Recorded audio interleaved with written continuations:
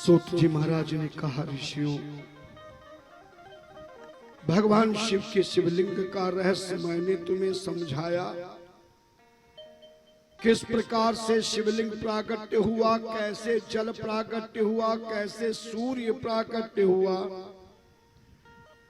किस प्रकार से भांग धतूरा आक समी दुर्वा घास प्रकट हुए। भगवान शिव के महाशिवरात्रि का व्रत पूजन कैसे प्रारंभ हुआ, प्रदोष व्रत कैसे प्रारंभ हुआ। सोमवार का दिन चंद्रमा का होते हुए भगवान शिव का परम प्रिय दिन कैसे बना। श्रावण का महीना कैसे क्यों मनाया गया और श्रावण के महीने में नाग पंचमी क्यों मनाई जाती है। भगवान शिव की पूजा करते समय कौन सी दिशा में मुख करके पूजन करना चाहिए, किस प्रकार से जल चढ़ाना चाहिए, कैसे चंदन लगाना चाहिए, किस प्रकार से अक्षत चढ़ाना चाहिए, पुष्प चढ़ाना चाहिए, बेलपत्र चढ़ाना चाहिए। सूची ने कहा, ऋषियों, मैंने तुमने जो पूछा सो मैंने वो ज्ञान तुम्हें दिया। अब तुम्हारे मन में और क्या पूछने की इच्छा है। कहा, महाराज आपने शिवलिंग के विषय में तो बताया, पर इस शिवलिंग के विषय में नाना प्रकार की शंकाएं जीवों को हो रही है। ये शिवलिंग कितने प्रकार के हैं और शिवलिंग की किस प्रकार से क्यों मान्यता मानी गई। शिवलिंग को चढ़े हुए जल को क्या कहते हैं। शिव के प्रसाद में किस पत्ते को डाल करके भोग लगाना चाहिए। शिव का प्रसाद खाना चाहिए या नहीं। महिलाएं स्त्रियां शिवलिंग को हाथ लगा सकती हैं या नहीं। और गृहस्थ को शिवलिंग घर में रखना चाहिए या नहीं।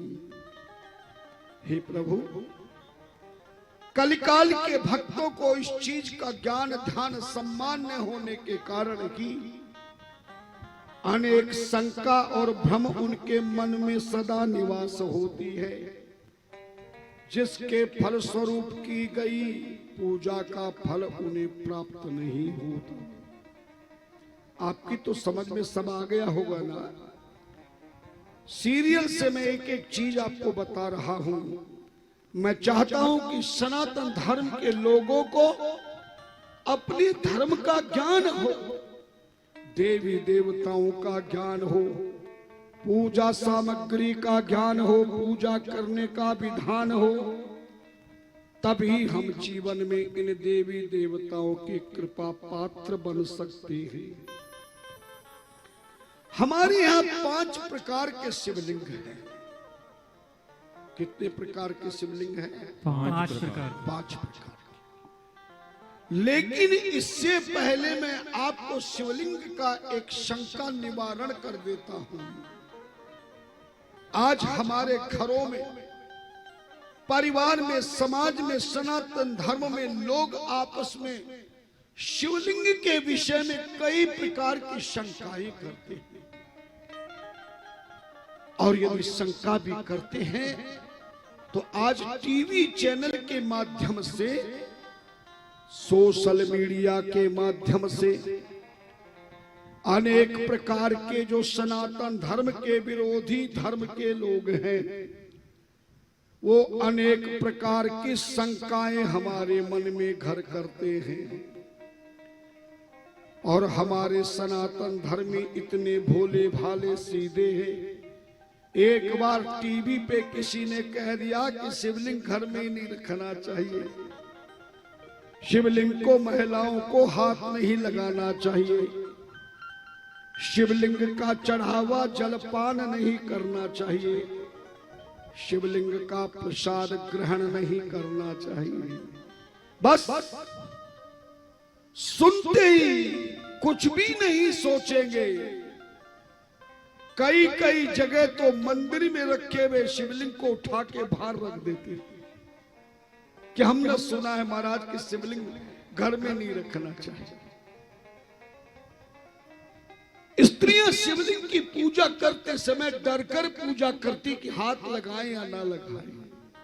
ध्यान देना, आज के इन दुष्ट व्यक्तियों के प्रचार प्रसार के कारण सनातन धर्मी भी भटक गए हैं, अटक गए हैं, और ये धर्म वाले हमें झटक कर ऐसा पटक गए हैं कि हम धर्म के मार्ग पर चलने को तैयार नहीं हो पाते। जबकि अन्य जो धर्म भी नहीं है पंथ है।